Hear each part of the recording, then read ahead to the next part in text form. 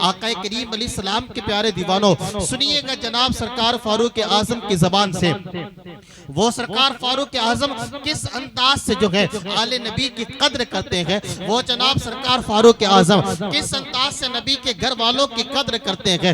رسول اعظم صلی اللہ علیہ وسلم کے پیارے دیوانوں جن کی محبت میں ہم اور آپ یہاں جمع ہیں، جن کے عشق میں ہم اور آپ یہاں بیٹھے ہیں، جن سے عقیدت لے کر ہم آج یہاں آئے ہیں، سنیے گا صحابہ کرام ان سے کتنی محبت کرتے ہیں، صحابہ کرام ان سے کس قدر پیار کرتے ہیں، صحابہ کرام کے لگاؤ ان سے کس انداز سے ہیں۔ جناب سرکار فاروق اعظم جو ہے ایک مرتبہ کسی نے سرکار فاروق اعظم کے بارگاہ میں لا کر کچھ جوڑے پیش کیے اور کہا گیا کہ سرکار آپ جسے چاہیں یہ جوڑے تقسیم کر دیں، آپ جسے چاہیں یہ جوڑے بانٹ دیں۔ سرکار فاروق اعظم نے جو ہے وہ جوڑے بانٹنے تقسیم کر دیے ہیں۔ سرکار فاروق اعظم جوڑوں کو تقسیم کر لگے ہیں، تقسیم کرتے کرتے جب آپ کے سارے جوڑے ختم ہو گئے، ختم ہونے کے بعد سرکار فاروق اعظم کی نظروں نے دیکھا نبی کے شہزادے، وہ شہزادے جن کی پیشانی پر آقا کریم علیہ السلام بوسہ دیا کرتے ہو، نبی کے شہزادے وہ شہزادے جن کو آقا کریم علیہ السلام اپنے کندھوں پر بٹھا کر گھمایا کرتے ہو۔ فاروق جیسا یہ کہتا ہو کہ حسین تیری سواری کتنی اچھی ہے، آقا کریم علیہ السلام جناب فاروق کے یہ جملے سنے تو خیب رسول صلی اللہ علیہ وسلم یہ کہتے ہیں فاروق صرف یہ دیکھتا ہے سواری کتنی اچھی ہے، یہ بھی تو دیکھ جو کندھوں پر بیٹھا ہے وہ سوار کتنا اچھا ہے۔ خیب رسول صلی اللہ علیہ وسلم نے جناب فاروق اعظم سے کہا یہ بھی تو دیکھ سوار کتنا اچھا ہے۔ رسول اعظم صلی اللہ علیہ وسلم کے پیارے دیوانوں انہی شہزادوں کو جب سرکار فاروق اعظم نے آتے ہوئے دیکھا، آپ کہتے ہیں کہ میرے پاس جتنے جوڑے تھے وہ سارے تقسیم ہو چکے ہیں، اب ان شہزادوں کو کیا دیا جائے۔ فاروق اعظم بے چین ہوتے ہیں، بے قرار ہوتے ہیں۔ جناب فاروق اعظم کہتے ہیں مجھے جوڑوں کو تقسیم کرنے میں جتنی خوشی محسوس ہونی چاہیے تھی اب وہ مجھے خوشی نہیں ہوتی ہے۔ آپ کے قریب میں رہنے والے، آپ کے پاس میں بیٹھنے والوں نے کہا فاروق آپ نے اتنے لوگوں کو جوڑے تقسیم کیے ہیں اور آپ کہتے ہیں مجھے خوشی محسوس نہیں ہوتی۔ جناب فاروق اعظم کہتے ہیں جب تک میں نبی کے شہزادوں کو، جب تک میں نبی کے بیٹوں کو جوڑے نہ دوں میرے دل کو سکون نہیں ملتا ہے، میرے دل کو چین نہیں ملتا ہے۔ آپ نے ایک گورنر سے اعلان کروایا کہ جتنا جلدی ہو سکے 2 قیمتی لباس پہنچائے جائیں، اس لیے کہ وہ قیمتی لباس دنیا کے عام انسانوں کی بارگاہ میں نہیں، غیب رسول صلی اللہ علیہ وسلم کے شہزادوں کی بارگاہ میں پیش کیے جائیں گے۔ گورنر کہتا ہے وہ کون ہے جن کو یہ جوڑے دینے ہیں؟ آپ کہتے ہیں سیدہ کائنات کے بیٹے ہیں، مولا کائنات کے شہزادے ہیں، صبت رسول ہیں، آقا کریم علیہ السلام کے نواسے ہیں۔ گورنر کہتا ہے میں بھی میرے مقدر پر ناز کروں اس لیے کہ میری قیمت کے جوڑے کسی اور کے سامنے نہیں، غیب رسول صلی اللہ علیہ وسلم کے ان مقدس شہزادوں کو دیے جا رہے ہیں جن کو آقا اپنے کندھوں پر بٹھا کر گھمایا کرتے ہیں، جن کا حضور علیہ السلام اپنے کندھوں پر بٹھا کر گھمایا کرتے ہیں۔ اس کے بعد اس گورنر نے آقا کریم علیہ السلام کے ان 2 شہزادوں کے لیے قیمتی لباس اور اچھا لباس خریدا اور سرکار فاروق اعظم کے قریب پہنچایا۔ سرکار فاروق اعظم کے پاس لا کر کہا کہ یہ جو ہے ان شہزادوں کو پیش کیے جائیں۔ سرکار فاروق اعظم نے وہ قیمتی لباس سرکار امام حسن اور امام حسین کی بارگاہ میں پیش کیے۔ پیش کرنے کے بعد فاروق کہتے ہیں اب میرے دل کو اتنا سکون ملا ہے، اتنا اطمینان ملا ہے جو اس سے پہلے مجھے نہیں ملا تھا۔ وہ فاروق سرکار حسنین کریمین سے اس قدر محبت کرتے ہیں۔ اور آگے چلیں آپ سرکار فاروق اعظم کا انصاف تو دیکھیں، آپ سرکار فاروق اعظم کا عدل تو دیکھیں۔ دنیا آپ کو عدل کا شہسوار ایسے ہی نہیں کہتی ہے، دنیا آپ کو عدل کا بادشاہ ایسے ہی نہیں کہتی ہے، دنیا آپ کو فیصلوں کا مالک ایسے نہیں کہتی ہے۔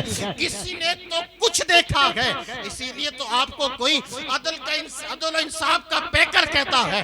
کوئی آپ کو عدل انصاف کا بادشاہ کہتا ہے، کوئی نہ جانے کن جملوں سے یاد کرتا ہے۔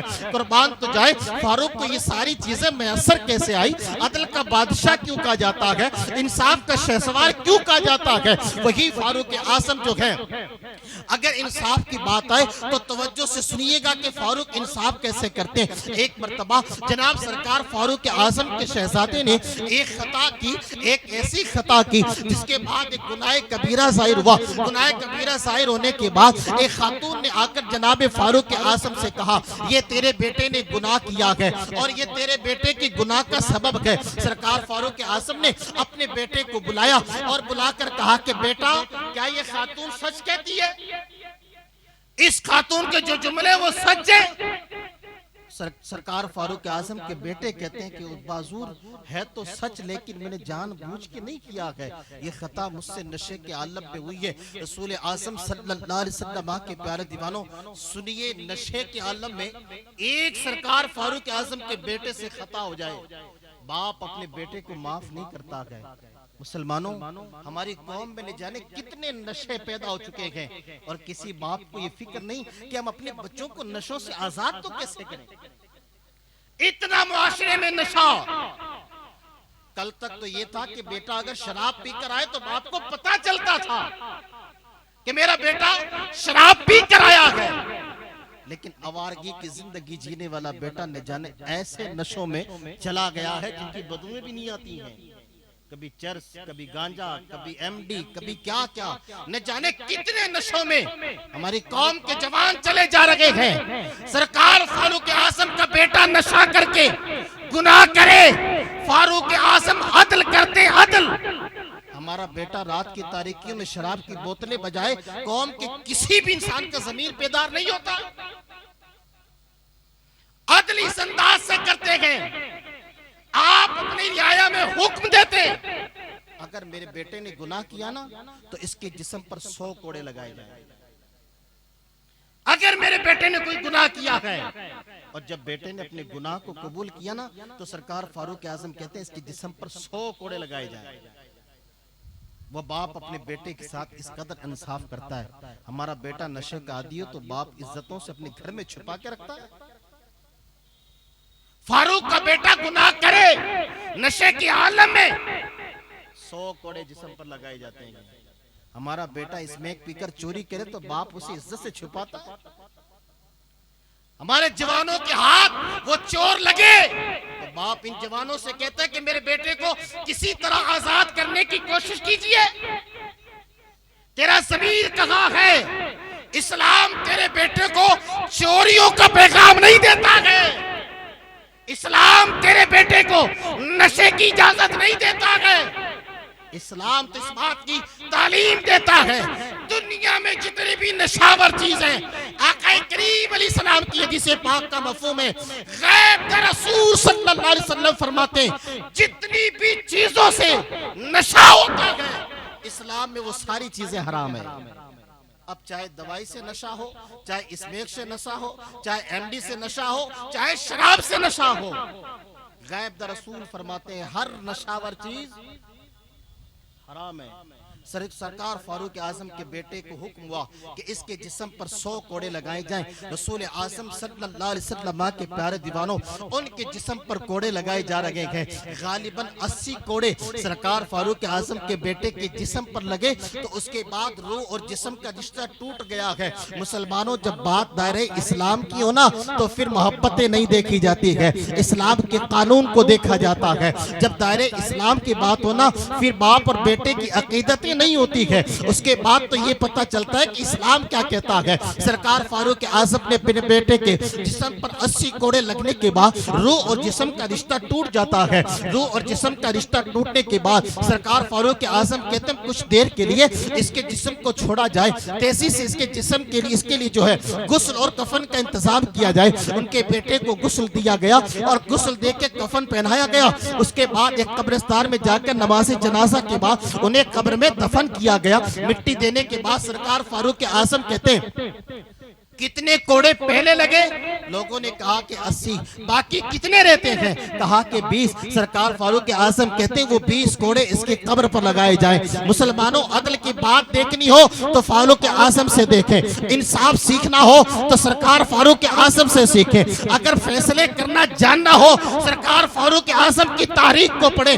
آپ اندازہ لگائیں درس اس انداز سے دیا جاتا ہے. وہ سرکار فاروق اعظم ایک مرتبہ میراث تقسیم کر رہے ہیں، لوگوں کے درمیان میں جو ہے مال غنیمت تقسیم کر رہے ہیں، مال غنیمت جو ہے بانٹ رہے ہیں. سرکار فاروق اعظم مال دے رہے ہیں، لوگ آتے جا رہے ہیں، آپ سے مال لے کے جا رہے ہیں، لوگ آ رہے ہیں، آپ انہیں مال دیتے چلے جا رہے ہیں. سرکار فاروق اعظم کی اسی صف کے درمیان میں سرکار سیدنا علی مرتضیٰ کے بیٹے سیدہ کائنات کے شہزادے سرکار امام حسن رضی اللہ تعالیٰ تشریف لائے تو سرکار فاروق اعظم نے 1000 درہم انہیں جناب امام حسن کو عطا کیے. سرکار امام حسن نے 1000 درہم لے کر آپ چلے گئے.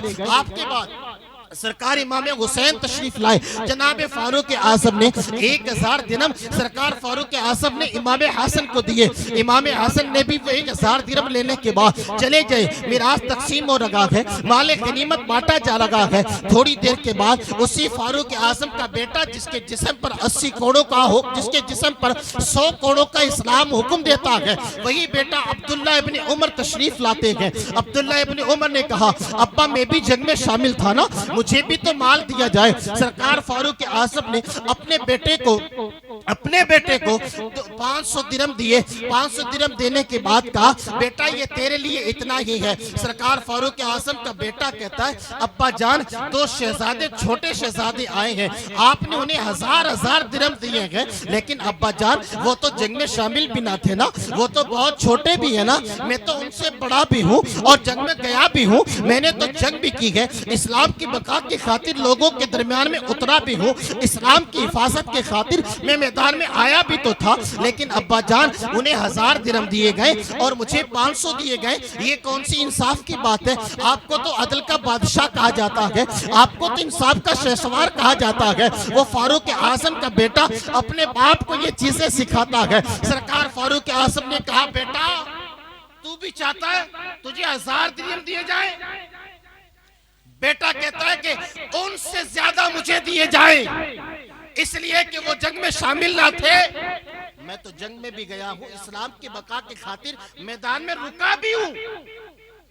سرکار فاروق اعظم کہتے ہیں کہ بیٹا میں تجھے 1000 درہم سے بڑا کر دوں گا، لیکن کچھ شرطیں میری ماننی پڑیں گی، کچھ چیزیں تمہیں اس پر عمل کرنا پڑے گا، میں تمہیں 1000 سے بڑھا کر دوں گا. بیٹا کہتا ہے بتائیں کیا ہے؟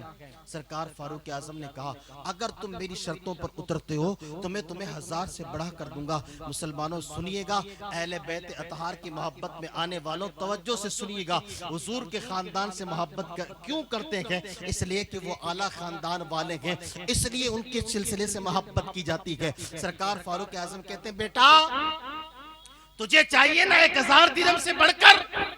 عبداللہ ابن عمر کہتے ہیں ہاں. تو سرکار فاروق اعظم کہتے ہیں لاؤ تمہارا نانا جو حسین کے نانے کے جیسا ہو.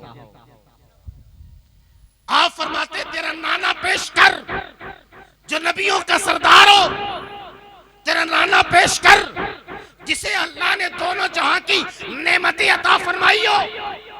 اور اس کے بعد آپ کہتے ہیں لا تیری ماں جو ماں خدیجہ جیسی ہو، لا تیری نانی جو نانی خدیجہ جیسی ہو، اور لا تیری ماں جو سیدہ کائنات جیسی ہو، اور لا تیرا باپ جو سرکار مولا کائنات جیسا ہو، اور لا تیری خالہ جناب زینب جناب ام کلثوم جیسی ہو، اور لا تیرے ماموں جناب ابراہیم جیسے ہو.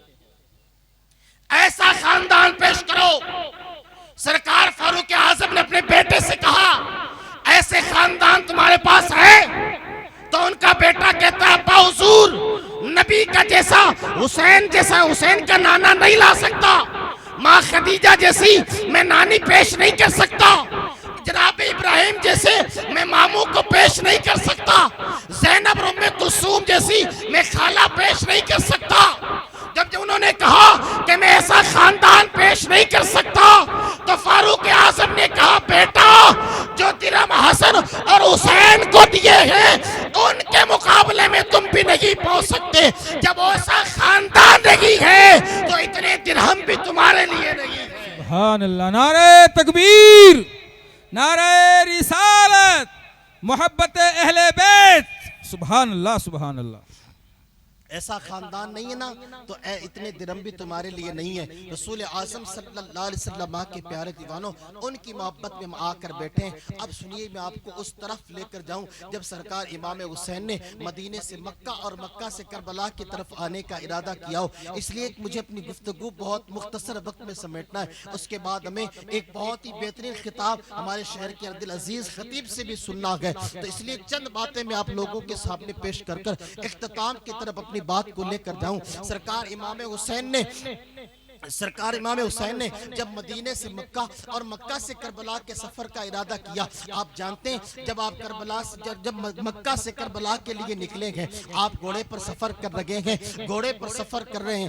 آپ کو سفر کے دوران بیٹھے بیٹھے گھوڑے پر اونگ آتی ہے. اونگ آنے کے بعد جب بھٹ سے آنکھ کھلتی ہے، آپ کہتے ہیں انا للہ و انا الیہ راجعون پڑھتے ہیں. پھر آپ تھوڑی دیر سفر کرتے ہیں، اس کے بعد پھر آپ کو اونگ آتی ہے. اونگ آنے کے بعد پھر جب سے آنکھ کھلتی ہے اور آپ پھر انا للہ و انا الیہ راجعون پڑھا کرتے ہیں. رسول اعظم صلی اللہ علیہ وسلم کے پیارے دیوانوں، اس انداز سے آپ کو کئی مرتبہ اونگ آتی ہے، آنکھ کھلتی ہے. اسی اونگ اور آنکھ کو کھلنے کو دیکھ کر آپ کے جسم پر بے چینی اور بے قراری طاری ہوتی ہے. آپ کی بے چینی کو دیکھ کر جناب علی اکبر جو 18 سال کے جوان ہے، علی اکبر نے آپ کے چہرے کو دیکھا اور دیکھ کر کہتے ہیں بابا جان، آپ اتنے غمگین نظر کیوں آتے ہیں؟ آپ اتنے مایوس نظر کیوں آ رہے ہیں؟ سرکار علی اکبر کے اس سوال پر سرکار امام حسین کہتے ہیں بیٹا، میرے نبی نے جو بچپنے میں کہا تھا نا کہ میرے بیٹے کو میرے شہزادے کو کربلا کی زمین پر شہید کر دیا جائے گا، مجھے لگتا ہے کہ ہم اپنی موت کے قریب بڑھتے چلے جا رہے ہیں. مجھے لگتا ہے ہم اپنی موت کے قریب جا رہے ہیں. سرکار علی اکبر نے یہ جملے سننے کے بعد سرکار فاروق اعظم سے کہتے ہیں ابا، سرکار امام علی مقام سے کہتے ہیں ابا کیا ہم حق پر نہیں ہیں جو آپ اتنے بے چین و بے قرار ہو رہے ہیں؟ سرکار امام علی مقام کہتے ہیں بیٹا ہم کیوں نہیں، ہم حق پر ہیں. ہمارا خدا ایک ہے، ہمارا نبی سچا نبی ہے، ہم اس نبی کے نواسے ہیں، ہم اس نبی کے خاندان سے تعلق رکھتے ہیں. تو پھر کہتے ہیں بابا غمگین کیوں ہے؟ کہا کہ میرے نانا نے فرمایا تھا نا، مجھے وہ سچ ہوتا لگ رہا ہے. علی اکبر کی جوانی کے عالم میں جذبات محبت دیکھے آپ، علی اکبر کی جوانی میں جذبات محبت دیکھے آپ. جب آپ نے کہا نا کہ ہم نبی کے شہزادے کربلا کی زمین پر شہید کر دیے جائیں گے، علی اکبر کی جوانی کے جذبات کہتے ہیں ابا اگر ہم حق پر ہیں اور کربلا کی زمین پر شہید کر دیے جائیں تو یہ علی اکبر کی ایک جان ہے، اگر کئی جانیں ہو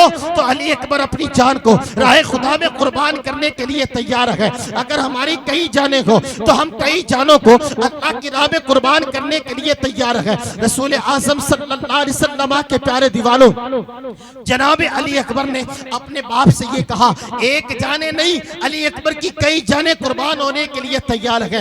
میں تھوڑا سا یہاں رک کر آپ کو بتاؤں، لوگوں نے جو ہے واقعات کربلا کو یا سوانے کربلا کو آج کے اس پرفتن دور میں کچھ لوگ جو ہے انہی واقعات اور سوانے کربلا کو جو ہے ایک مذاقیہ طور پر لے کر کہتے ہیں نہ جانے لوگ اتنے پاگل ہو گئے، کربلا کی داستانیں سنتے ہیں اور کربلا کے تعلق سے بیان کرتے ہیں اور کربلا والوں کی محبت میں جمع ہوتے ہیں. رسول اعظم صلی اللہ علیہ وسلم کے پیارے دیوانوں گھبرائیے گا نہیں، اس لیے کہ آپ نے جس خاندان سے رشتہ مضبوط کیا نا وہ خاندان بڑا برکتوں والا خاندان ہے. ہم نے جس خاندان سے عقیدت رکھی ہے وہ بڑا عظمتوں والا خاندان ہے. انہی کے جد کریم اگر مکہ کی زمین پر ایسا عالم میں چھوڑ دیا جائے کہ جن کے پاس کوئی پانی نہ ہو، ماں ہاجرہ پورے مکہ میں تلاش کرے، آس پاس کہیں پانی نہ ملے، لیکن اللہ ان کے قدموں میں ایسی برکت رکھتا ہے اگر ایڑیاں رگڑے تو وہاں سے پانی کا چشمہ نکلتا ہے. اور صرف مکہ کی زمین نہیں، پوری دنیا کو اسی پانی سے سیراب کیا جاتا ہے.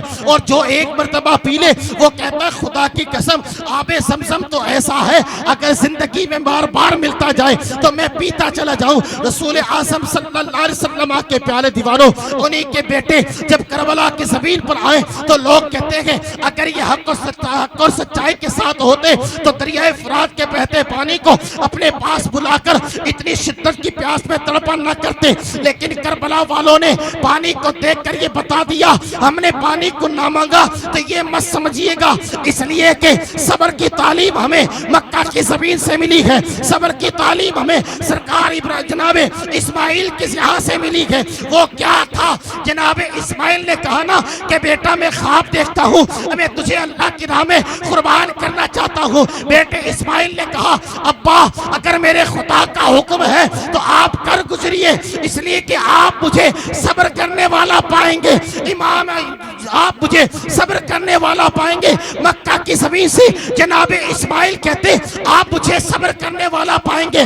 کربلا کی زمین پر نبی کا خاندان کہتا ہے ہمیں صبر کی تعلیم مکہ کی زمین سے ملی ہے۔ ہمارے جد کریم نے اپنے گلے پر چلتی چھری کی پرواہ نہ کی، بلکہ میرے خدا کا حکم کیا ہے اس کی پرواہ کرتے ہیں۔ اور کربلا کی زمین پر نبی کا شہزادہ کہتا ہے اے فرات ہمیں تجھے تیرے پانی کی ضرورت نہیں ہے، ہمیں تو صبر کی تعلیم ملی ہے، ہم صبر کر کے نبی کے دین کو بچا کر چلے جائیں گے اور دنیا والوں کو بتا دیں گے دنیا والوں دیکھو دریا کے قریب بھی جا کر پانی کو لبوں کے قریب نہ لگایا، اور ہم نے اسلام کی بقا کی نیو جو ہے کربلا سے رکھی ہے اور آج پوری دنیا میں پہنچائی ہے۔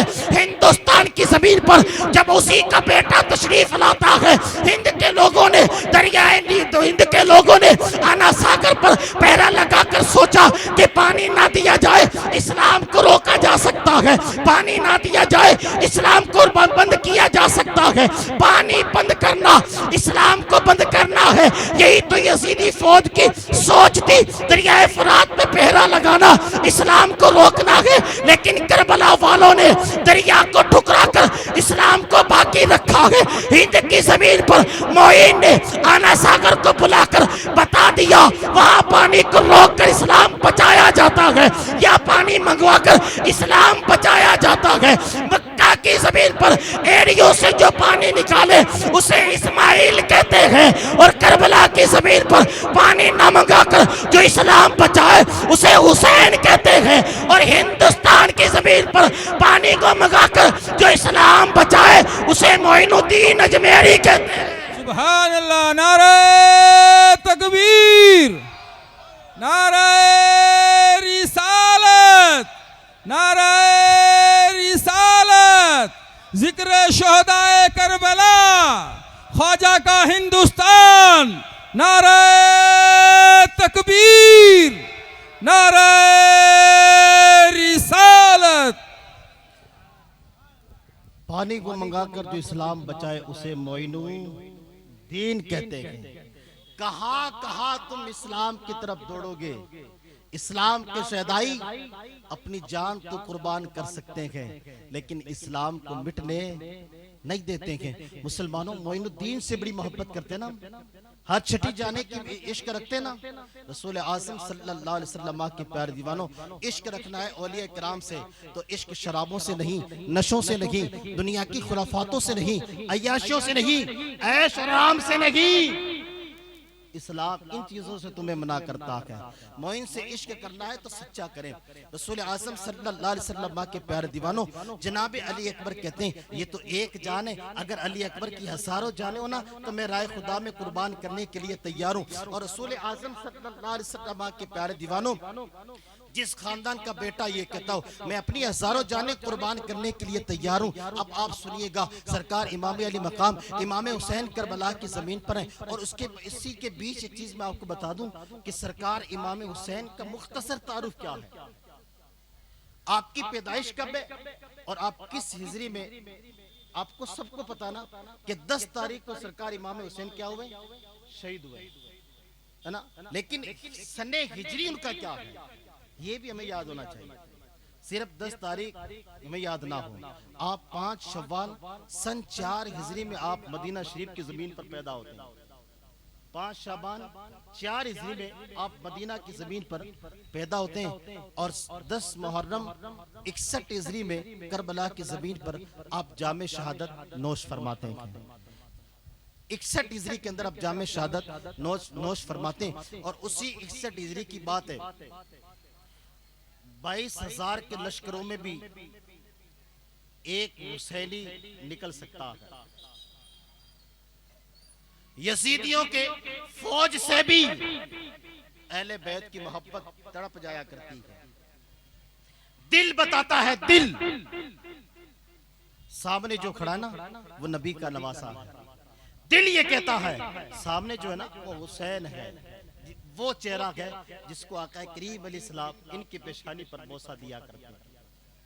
61 ہجری کی بات ہے، 10 محرم کی تاریخ ہے، کربلا کی زمین ہے، اور اس سامنے جو ہے حضور علیہ السلام کا خاندان موجود ہے، اور انہی کے مقابلے میں یزیدیوں کا بہت بڑا لشکر بھی کھڑا ہے، اور اس لشکر کی تمنا یہ ہے کہ ہمیں آج ان کو اسی زمین پر مٹانا ہے، لیکن حسین چاہتے ہیں کسی طرح ان سے جو ہے بات چیت ہو جائے اور جنگ کو ختم کر دیا جائے۔ رسول اعظم صلی اللہ علیہ وسلم کے پیارے دیوانوں، سن 61 ہجری 10 محرم کے دن سرکار امام حسین جو ہے یزیدیوں کی طرف بڑھتے ہیں، اور آخری ایک وارننگ یزیدیوں کو دیتے ہیں اور کہتے ہیں سنو، اگر کوئی آپ مجھ سے جنگ کرنا چاہتے ہیں، میں حضور علیہ السلام کا نواسا ہوں، میں آقا کریم علیہ السلام کا بیٹا ہوں، میں تم سے کہنا چاہتا ہوں میں ہمیں جنگ کرنے کی کوئی حاجت نہیں ہے، آپ اس سے باز آ جائیں تاکہ کل قیامت کے دن میں تمہیں اللہ کی بارگاہ میں معاف کروا سکوں میرے نانا کے ذریعے۔ یزیدیوں کے جب سرکار امام علی مقام نے یہ ایک آخری وارننگ یزیدیوں کی طرف بھیجی، تو انہی لشکر کے اندر ایک بندہ ہے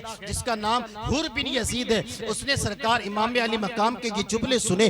جملے سننے کے بعد سرکار حر بن یزید کا جو ہے دل کانپنے لگتا ہے، آپ کا جسم کانپنے لگتا ہے، آپ کا دل تھر تھرانے لگتا ہے، آپ کے اوپر بے چینی کا عالم طاری ہوتا ہے، آپ بے قرار ہو جاتے ہیں۔ امام کے جملے سننے کے بعد حر بن یزید یہ کہتے ہیں اب میں کہاں جاؤں، سامنے نبی کا نواسا موجود ہے، اب میں کہاں جاؤں، سامنے نبی کا نواسا کھڑا ہے۔ حر بن یزید جو ہے اپنے ہی قافلے کے بندے عمر بن سعد کے پاس جاتے ہیں اور جا کر کہتے ہیں سنو، آپ کو پتہ ہے سامنے جو لوگ کھڑے ہیں وہ کون ہے، اور جو آواز لگا رہا ہے اسے آپ جانتے ہیں؟ عمر بن سعد کہتے ہیں ہاں میں جانتا ہوں۔ تو سرکار عمر بن سعد کہتے ہیں ہاں میں جانتا ہوں۔ حر بن یزید کہتے ہیں وہ نبی کا نواسا ہے، وہ چہرہ ہے جس کے چہرے پر آقا کریم علیہ السلام بوسہ دیا کرتے تھے، یہ وہ چہرہ ہے، یہ وہ چہرہ ہے جو حضور علیہ السلام کے کندھوں پر بیٹھا کرتے تھے، یہ وہ چہرہ ہے جن کے صحابہ قدر کیا کرتے تھے، یہ وہ چہرہ ہے جن کے پورے لوگ عزت کرتے ہیں، یہ وہ چہرہ ہے جن سے آج آقا کریم علیہ السلام کی نسل چلنی ہے، یہ وہ چہرہ ہے جس کی وجہ سے پوری دنیا میں پوری دنیا کے انہی کے خاندان کے لوگ سید کہلائے جانے والے ہیں۔ حر بن یزید عمر بن سعد سے یہ جملے کہہ رہا ہے، عمر بن سعد کو کچھ بھی سمجھ میں نہیں آتا ہے، یا عمر بن سعد کو نصیحت سمجھ میں نہیں آتی ہے، جس کے ذہن پر دنیا گر کر جائے اسے نبی کا خاندان کیسے سمجھ میں آ سکتا ہے۔ عمر بن سعد نے کوئی جواب نہ دیا، حر بن یزید پلٹ کر واپس آتے، حر بن یزید کا دل اتنا تھر تھراتا ہے، اتنا دل کانپتا ہے، قریب کے لوگ کھڑے کھڑے ان کے دل کے تھر تھرانے کی آواز کو سنتے اور کہتے ہیں حر تیرا چہرہ، تیرا دل اتنا کیوں تھر تھرا رہا ہے، اور تیرا جسم اتنا کیوں کانپ رہا ہے، تیرے جسم کی کانپنے کی وجہ کیا ہے، تیرے دل کے تھر تھرانے کی وجہ کیا ہے، اتنا کیوں غمگین ہو رہا ہے، اتنا کیوں بے چین ہو رہا ہے۔ آپ نے کسی سے جواب نہ دیا۔ اسی وقت آپ کے ایک بھائی مصعب بھی موجود ہے، مصعب دوڑ کر آپ کے پاس آئے اور کہتے ہیں بھائی تیرا دل تو اتنا تھر تھرا رہا ہے، مجھے ڈر لگ رہا ہے کہ تیرا دل پھٹ نہ جائے، مجھے ڈر لگ رہا ہے تیرے دل کے ٹکڑے نہ ہو جائیں، مجھے لگ رہا ہے تیرا جسم بہت کانپ رہا ہے۔ آپ نے تو بہت ساری جنگیں لڑی ہے، آپ نے بہت ساری جنگوں میں شامل ہوئے ہیں، آج سے پہلے اتنا کبھی تھرتھرائے نہیں ہے، آج سے پہلے کبھی اتنا گھبرائے نہیں ہے، آج سے پہلے اتنا کبھی ڈرے نہیں ہے، لیکن آج اتنا کیوں ڈر لگے ہیں؟ آج آپ کے ڈرنے کی وجہ کیا ہے؟ جناب حر بن یزید اپنے بھائی مصعب سے کہتے ہیں بھائی سنو، آج سے پہلے میں نے جتنی جنگیں لڑی ہے وہ ساری جنگوں میں میرے جو مقابلے میں آئے سارے کے سارے میرے دشمن تھے، اگر میں دشمن سے جنگ کروں تو مجھے کوئی پرواہ نہیں ہے، اگر میں دشمن سے جنگ کروں تو میرے جسم پہ کوئی لرزہ نہیں ہے، میرا دل گھبراتا نہیں ہے، لیکن مصعب سنو، سامنے جو کھڑا ہے وہ نبی کا شہزادہ ہے، سامنے جو کھڑا ہے وہ نبی کا بیٹا ہے، سامنے جو کھڑا ہے سیدہ کائنات کا دل کا ٹکڑا ہے، میں اس کے سامنے اپنے قدموں کو نہیں بڑھا سکتا، میں اس کے سامنے چل کر نہیں جا سکتا۔ یہ کون کہتا ہے کہ یزیدی لشکر کا سپہ سالار ہے؟ وہ حر کہتا ہے جسے سپہ سالار بنا کر کربلا کی زمین پر بھیجا گیا ہو۔ مصعب سے کہتے ہیں بھائی میں ان کے مقابلے میں نہیں جا سکتا۔ مصعب کہتے ہیں تو کیا کریں؟ کہ ہم یہی کھڑے ہیں، یہ گفتگو چل رہی تھی، امام نے ایک مرتبہ پھر یزیدیوں کی طرف مخاطب ہو کر کہا ہے کوئی ان میں سے ایسا جو پلٹ آئے اہل بیت اطہار کی طرف اور کل قیامت کے دن میں اپنے بابا اور نانا سے جا کر کہوں کربلا کی زمین پر ان لوگوں نے ہمارے ساتھ آ کر کھڑے ہوئے، آج ان کو بخش دیا جائے؟ ہے کوئی اس لشکر میں ایسا جو آج پلٹ آئے اور کل قیامت کے دن میں اسے معاف کروا دوں؟ آپ نے جب یہ آخری جملہ اور آخری اعلان کہا نا، حر بن یزید نے اپنے گھوڑے کو دوڑایا اور اتنی تیزی سے دوڑایا، یزیدیوں کے لشکر نے دیکھا کہ ضرور حر امام پر حملہ کرنے کے لیے آگے بڑھ گئے، لیکن وہ حر گھوڑے کے دوڑاتے ہوئے امام علی مقام کے قدموں میں آ کر گرتے ہیں اور کہتے ہیں سرکار سب سے پہلے اگر آپ کا کسی نے رستہ روکا تھا تو وہ میں نے روکا تھا، لیکن آپ میری خطا کو معاف کر دیں، میں میری خطا کی معافی چاہتا ہوں اور مجھے اہل بیت اطہار کی محبت میں شامل فرما لیں، مجھے میری غلطی معاف کریں اور اہل بیت اطہار کی محبت میں شامل فرما لیں۔ مسلمانوں، حر کی عقیدت سے سنیے گا، اگر اہل بیت سے محبت کرنا جرم ہوتا تو حر وہ لشکر چھوڑ کر قدموں میں نہ آ کر گرتا، اگر سیدوں سے پیار کرنا جرم ہوتا تو حر اتنی بڑی فوج چھوڑ کر نہ آتا۔ حر نے آ کر قدموں میں گر کر بتا دیا دنیا میں اگر عزت و شان اور شوکت کی زندگی جینا ہے تو آل رسول کے قدموں میں گرو، اللہ انہی کی برکت سے عزت و شوکت کی زندگی عطا فرمائے گا، اللہ ان کی برکتوں سے عطا فرمائے گا۔ حر بن یزید آ کر سرکار امام علی مقام کے قدموں میں آ کر گرے۔ مصعب نے دیکھا کہ جب میرا بھائی امام کے قدموں میں آ کر گر گیا تو اب مجھے ان یزیدیوں کے ساتھ رہ کر کیا کرنا ہے جو حق پر نہیں ہے۔ مصعب نے بھی اپنے گھوڑے کو دوڑایا اور دوڑا کر امام کی بارگاہ میں آ کر کہتے ہیں امام میری خطا کو معاف کر دیں، میری غلطی کو معاف کر دیں اور مجھے اہل بیت اطہار کی محبت میں شامل فرما لیں۔ حر بن یزید کے بعد مصعب کو بھی اہل بیت اطہار کی محبت میں شامل کیا گیا۔ تاریخ میں لکھا جاتا ہے اس کے بعد جب شامل ہونے کے بعد شامل ہونے کے بعد حر بن یزید سرکار امام علی مقام سے کہتے ہیں کہ سرکار امام علی مقام سے کہتے ہیں امام اب مجھے میدان کارزار میں جانے کی اجازت دی جائے۔ جناب حر کو جب اجازت دی گئی، تاریخ میں لکھا جاتا ہے حر نے اپنے طاقت سے 40 یزیدیوں کو جہنم رسید کیا۔ اس کے بعد جب حر پر حملہ کیا گیا تو حر جو ہے چوٹ کھا کر زمین پر گر پڑے اور گرنے کے بعد آپ نے سرکار کو امام علی مقام کو آواز لگائی۔ امام علی مقام حر کو اٹھانے کے لیے آپ میدان کی طرف بڑھے۔ سرکار اعلیٰ حضرت کے بھائی جناب حسن رضا لکھتے ہیں کہ امام نے حر کے لاشے کو اٹھا کر حر کے جسم کو اٹھا کر خیمے کی طرف لے کر آئے اور وہ حر کے سر کو اپنی گود میں رکھ کر اس کے چہرے کو دیکھتے ہیں۔ میں کہتا ہوں حر تیرے مقدر پر قربان جاؤں، یزیدیوں کی فوج میں تھا تو تجھے کوئی جانتا بھی نہ تھا، اے حر یزیدیوں کے فوج میں جب تک رہا تجھے کوئی پہچانتا نہ تھا، لیکن اہل بیت اطہار میں تو کیا آیا کہ قیامت تک کی تاریخ میں تیرا نام پڑا جاتا ہے۔ حر تیرے مقدروں پر قربان، جب تک بکے نہ تھی تو کوئی پوچھتا نہ تھا، حسین تو نے خرید کر حر کو انمول کر دیا ہے۔ کربلا میں حر نے اپنے آپ کو سرنڈر کیا ہے۔ آج دنیا حر کو عزتوں سے یاد کرتی ہے، ہزاروں کے لشکروں سے نکل کر چند کے قدموں میں آ کر حر دنیا بھی جیت گیا ہے اور آخرت بھی جیت گیا ہے۔ بے شک، سبحان اللہ، بے شک، دونوں جہاں کی جیت حر لے کر گیا ہے۔ کیا لکھتے ہیں سرکار حسن علی سرکار اعلیٰ حضرت کے بھائی امام حسن کیا لکھتے ہیں؟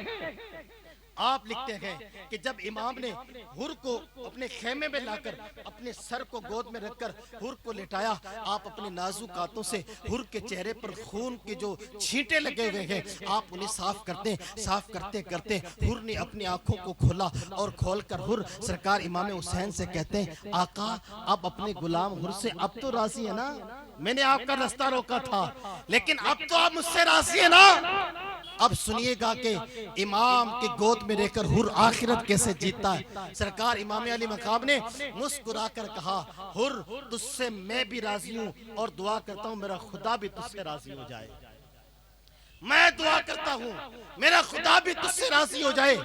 حور نے یہ جملے سنے اور اس کے بعد حور کے جسم سے روح پرواز کر گئی، اور اس کے بعد آپ کے جسم اطہر سے روح پرواز کر گئی۔ آپ بھی جام شہادت نوش فرما کر دنیا سے چلے گئے۔ مسلمانوں، الاخ بات یہ ہے، اہل بیت اطہار کی محبت اتنی کامیاب ہے کہ بندہ اگر ہزاروں کے لشکر میں لے کر بھی اہل بیت اطہار سے محبت کرے نا تو اللہ اسے دونوں جہاں کی ترقیاں عطا فرماتا ہے۔ قوم کے مسلمانوں، اہل بیت اطہار سے اگر محبت کرتے اور ان کی محبت پہ اپنی زندگی گزارتے ہیں تو سرکار امام علی مقام کا ایک پیغام سنیے گا اور اس پیغام پر عمل کرنے کی کوشش کیجیے گا۔ امام نے اپنے خیمے میں آ کر سارے لوگوں کو کیا پیغام دیا تھا؟ اب وہ پیغام کربلا کی زمین پر صرف انہی لوگوں کے لیے نہیں تھا کہ جنہیں امام دے رکھے ہیں، بلکہ دنیا کے ہر انسان کے لیے وہ پیغام ہے، دنیا کے ہر انسان کے لیے وہ بشارت ہے، دنیا کے ہر انسان کے لیے وہ ایک خوشخبری بھی ہے۔ وہ کیا ہے؟ سرکار امام علی مقام جب یزیدیوں سے بات کر کر آپ واپس پلٹے، انہیں کہا نا کہ میں نبی کا نواسا ہوں، مجھ سے جنگ کے لیے اپنا تیار ہوں اور جہاں ہے اسے ختم کر دیں۔ یزیدیوں نے کوئی جواب نہ دیا۔ میرے امام نے اپنے خیمے میں آ کر کہتے ہیں کہ سنو، یزیدیوں نے جو ہے ہمیں جنگ کرنے سے منع نہیں کیا ہے، وہ جنگ کرنے کے لیے تیار ہیں، لیکن اب مجھے نبی کے دین کے بقا کے خاطر یہاں رہ کر ان سے مجھے جنگ کرنا ہے، لیکن میرے ساتھ جتنے لوگ ہیں میں تم لوگوں کو تمام کو اجازت دینا چاہتا ہوں، اگر کوئی اپنی خوشی سے جانا چاہے تو جا سکتا ہے۔ سرکار امام علی مقام نے جب یہ جملے کہے، جتنے لوگ آپ کے قبیلے میں یا آپ کے قافلے میں موجود تھے، ساروں نے آپ کی زبان سے یہ جملے سنے اور ساروں کے کانوں نے یہ جملے سنے اور کسی کے زبان نے جواب نہ دیا۔ جب آپ خاموش بیٹھے رہے، اس اندھیری رات میں ایک امام کے خیمے میں چراغ بھی جل رہا تھا۔ سرکار امام علی مقام کہتے ہیں سنو، اگر کسی کو اجالے میں جانے میں شرم محسوس ہوتی ہو، اگر کوئی اجالے میں نہ جا سکتا ہو تو میں یہ چراغ بند کر دیتا ہوں اور اندھیرے کے اندر آپ یہاں سے چلے جائیں، میری طرف سے آپ کو پوری اجازت ہے۔ وہی لوگ جو امام سے محبت میں بیٹھے تھے، وہی لوگ امام کی عقیدت میں جو بیٹھے تھے، وہی لوگ جو امام سے محبت کرنے والے بیٹھے تھے، جانتے ہیں آپ انہوں نے کیا کہا؟ جب امام نے کہا نا کہ آپ چاہے اجالے میں جائیں تب بھی اجازت ہے اور آپ چاہے اندھیرے میں جائیں تب بھی میری طرف سے اجازت ہے، امام کی یہ جملے سننے کے بعد خیمے کے لوگ کہتے ہیں سرکار جب زندگی نبی کے آل کے قدموں پر قربان کرنے کی سوچ لی ہے، اب مرنا منظور ہے، پلٹ کر واپس جانا کبھی منظور نہیں ہے۔ اپنی جانیں آپ کے قدموں پر قربان کرنے کے لیے ہیں، اب یہ جانیں بچا کر واپس لے جانے کے لیے نہیں ہے۔ جب ساروں نے یہ اپنی زبان سے کہا تو اب امام نے ایک پیغام اور عطا فرمایا ہے، حسینیوں اگر آپ اور ہم بھی حسینی بن کر بیٹھے نا تو پہلے تو سنیے گا کہ امام نے اجازت دی تو سب نے کیا کہا؟ ہم آپ کے قدموں پر قربان ہونے کے لیے آئے ہیں، پلٹ کر جانے کے لیے نہیں۔ مسلمانوں ہم بھی تو یہ دعویٰ کرتے نا حسین کا دامن نہیں چھوڑیں گے، کہتے ہیں نا حسین کا دامن اتنی مضبوطی سے پکڑیں گے کہ نہیں چھوڑیں گے۔ سرکار نے سب سے یہ وعدہ لینے کے بعد اب میرے امام نے ایک آخری اعلان کیا ہے اور وہ اعلان ساری دنیا کے لوگوں کے لیے۔ سرکار امام علی مقام اپنے خیمے میں لوگوں سے کہتے ہیں سنو، آج کی رات آخری رات ہے ہمارے لیے۔ امام کیا فرماتے ہیں؟ آج کی رات آخری رات ہے ہمارے لیے، وہی رات جسے شب عاشورہ کہا جاتا ہے، یہ وہی رات جس آج کی رات ہم اور آپ جمع ہیں بیٹھے ہیں، اسی رات کے تعلق سے میرے امام نے کہا کہ آج کی رات آخری رات ہے، ہو سکتا ہے اس کے بعد ہمیں دوبارہ یہ رات میسر ہو یا نہ ہو سکتا ہے اس کے اگلی والی رات بھی ہمیں ملے یا نہ ملے، لیکن سنو امام کہتے ہیں یہ آخری رات سمجھ کر جتنا زیادہ ہو سکے اللہ کا ذکر کیا جائے اور کل ہونے والی جنگ کے تعلق سے دعائیں کی جائے تاکہ اللہ ہماری ذکر کی برکت سے کل کی جنگ میں ہمیں فتح و کامیابی عطا فرمائے۔ کل کی جنگ میں اللہ ہمیں کامیابی عطا فرمائے۔ مسلمانوں، یہ اعلان اس خیمے سے نہیں، کربلا کی زمین سے ہر ایک مسلمان کے لیے ہے، ہر ایک اپنے آپ کو حسینی کہنے والوں کے لیے ہے، ہر ایک اس کے لیے جو اپنے آپ کو حسین کا سچا پکا غلام کہتا ہے۔ مسلمانوں، امام نے یہ اعلان کیا کہ اللہ کا ذکر کریں اور اپنی کامیابی کی دعا کریں۔ مسلمانوں، امام کے اس اعلان سے اندازہ لگائیں۔ ہم لوگ سوچتے نا کہ نمازیں چھوڑ کر ہم کامیابی کی منزلیں پا سکتے ہیں، ہم اللہ کا ذکر چھوڑ کر انسان کامیاب ہو سکتا ہے۔ اذانیں سن کر دور بھاگنے والی قوم کہتی ہے ہم اذانوں سے دور بھاگ کر کامیاب ہو سکتے ہیں۔ مسجدوں سے پیٹھ دکھا کر دوڑنے والی قوم کہتی ہے ہم کامیاب ہو سکتے ہیں۔ شراب کے نشے میں زندگی گزارنے والی قوم کہتی ہے ہم کامیاب ہو سکتے ہیں۔ نشے میں زندگی گزارنے والی قوم کہتی ہے ہم کامیاب ہو سکتے ہیں۔ چوری کرنے والی قوم کہتی ہے ہم کامیاب ہو سکتے ہیں۔ نشہ کر کے لوگوں کے گلوں سے چین چھیننے والی قوم کہتی ہے ہم کامیاب ہو سکتے ہیں۔ نشے کے عالم میں لوگوں کے کانوں سے فون چرانے والی قوم کہتی ہے ہم کامیاب ہو سکتے ہیں۔